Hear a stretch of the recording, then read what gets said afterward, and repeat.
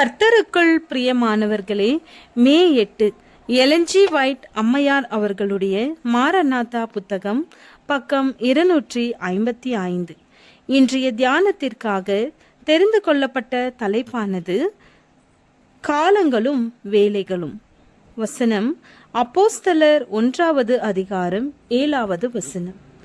அதற்கு அவர், பிதாவானவர் தம்முடைய ஆதீனத்திலே வைத்திருக்கிற காலங்களையும் வேலைகளையும் அறிகிறது உங்களுக்கு அடுத்ததல்ல.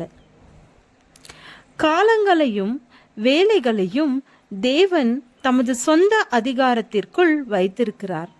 இந்த அறிவை அவர் ஏன் நமக்கு கொடுக்கவில்லை? ஏனெனில் அவர் அப்படி செய்திருப்பாரானால் நாம் அதை சரியாக பயன்படுத்தியிருக்க மாட்டோம். நமது மக்கள் மனதில் இந்த அறிவு இருக்குமானால் வரப்போகின்ற மகா நாளிலே நிற்கத்தக்கதாக ஒரு மக்கள் கூட்டத்தை ஆயத்தம் செய்யும் தேவனுடைய பணியில் பெருமளவிற்கு தாமதத்தை ஏற்படுத்திவிடும். இயேசு தமது சீடர்களிடத்தில் விழிப்போடு கவனமாயிருக்க வேண்டும் என்று கூறினார். ஆனால் திட்டவட்டமான ஒரு நேரத்தை பற்றி அல்ல, தங்களுடைய தலைவனின் கட்டளைக்கு கவனமாக செவிசாய்த்து கொண்டிருக்க வேண்டும் என்ற நிலையில் அவரது பின்னடியார்கள் இருக்க வேண்டும்.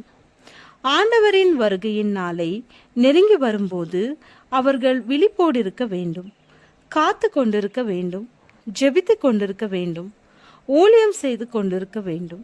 ஆனால் அந்த நேரம் சரியாக எப்பொழுது வரும் என்று எவருமே முன்னறிவிக்க முடியாது.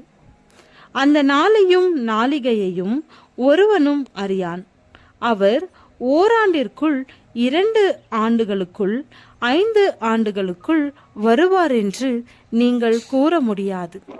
அல்லது 10, 20 ஆண்டுகளுக்கு அவர் வரமாட்டார் என்று கூறி அவரது வருகையை தள்ளி போடவும் கூடாது.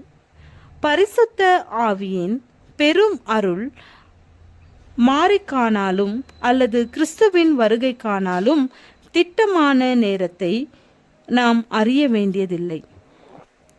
பழைய எருசலேமிற்கு போக வேண்டியது தங்களது கடமை என்றும், ஆண்டவர் வரும் முன்பாக தாங்கள் அங்கு செய்ய வேண்டிய பணி ஒன்று உண்டு என்றும் ஒரு மாபெரும் தவறான காரியத்தை நம்பிக்கொண்டிருந்த சிலர் எனக்கு சுட்டி காட்டப்பட்டார்கள். இந்த ஒரு கருத்து 3ஆம் தூதனுடைய தூதர்க்கடியில் ஆண்டவரின் நிகழ்கால ஊழியத்தின் பேரிலுள்ள எண்ணத்தையும் ஆர்வத்தையும் எடுத்து போடத்தக்கதாக திட்டம் செய்யப்பட்டதாகும். இன்னமும் எருசலேமிற்கு போக வேண்டும் என்று எண்ணிக்கொண்டிருப்பவர்களுக்கு அவர்கள் மனங்கள் அங்கேதான் இருக்கும். தாங்களும் மற்றவர்களும் அங்கு செல்ல வேண்டும் என்பதற்காக அவர்களது பொருளும் நிகழ்கால சத்தியத்திற்கு பயன்படாதபடி நிறுத்தி வைக்கப்பட்டுவிடும். இந்த ஊழிய திட்டம் எத்தகைய மெய்யான நன்மையும் நிறைவேற்றாது. ஒரு சில யூதர்களை கூட இயேசுவின் முதலாம் வருகையில் விசுவாசம் வைக்க செய்வதற்கு நீண்ட காலம் எடுக்கும். அவரது 2ஆம் வருகையை நம்ப செய்வதற்கு மேலும் அதிக காலமாகும்.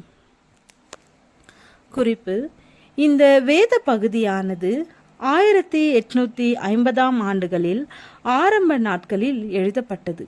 வரப்போகிற காலம் என்ற காரியத்தை ஆதரித்து வாதாடியவர்கள் பழைய எருசலேம் ஒரு கிறிஸ்தவ சாட்சியின் மையமாக பழைய ஏற்பாடு தீர்க்க தரிசனங்களை நிறைவேற்றத்தக்கதாக கட்டப்படும் என்று போதித்தார்கள். ஜெபம். பிதாவே, உற்சாகமாய் கொடுக்கக்கூடிய திராணியை எங்களுக்கு தாரும். ஆமென்.